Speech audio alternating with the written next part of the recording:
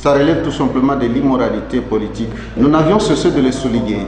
Nous n'avions cessé de le souligner lorsque les tractations étaient en train d'être faites, que beaucoup de gens, cet afflux, cette transhumance que nous connaissons aujourd'hui, je crois qu'on aurait dû aussi tamiser. Et quand on disait cela, nos amis de l'UDPS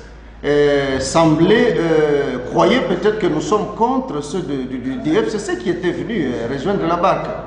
Mais aujourd'hui, je crois qu'on est en train de donner de plus en plus raison à Katumbi. Ces gens-là, ce sont eux, et même les membres de l'UDPS qui étaient à la base du blocage ici. Pourquoi? Puisqu'ils sont à la recherche du minimum vital.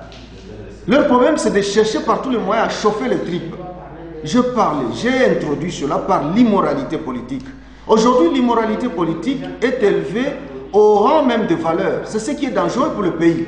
Comment des gens qui prétendaient venir rejoindre le chef de l'État, pourquoi? Puisque c'était la même idéologie, la même philosophie, puissent dire aujourd'hui qu'ils ne font pas partie du gouvernement.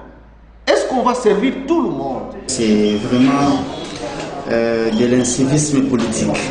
Parce que ces gens que nous avons envoyés à l'Assemblée nationale, c'était pour nous représenter, voter les lois qui vont dans le sens de protéger ou de promouvoir nos droits et répondre à nos préoccupations. Mais nous rendons compte chaque fois que lorsqu'ils posent les actes, ils les font pour leurs propres intérêts. C'est ce qui nous met un peu mal à l'aise. Ils ont fait partie des bureaux Mabunda, nous on s'est dit coup de chapeau, ils ont les soucis de la population. Mais au retour, il cherchait à être récompensé par des postes. Il est député national, il cherche encore à intégrer le gouvernement.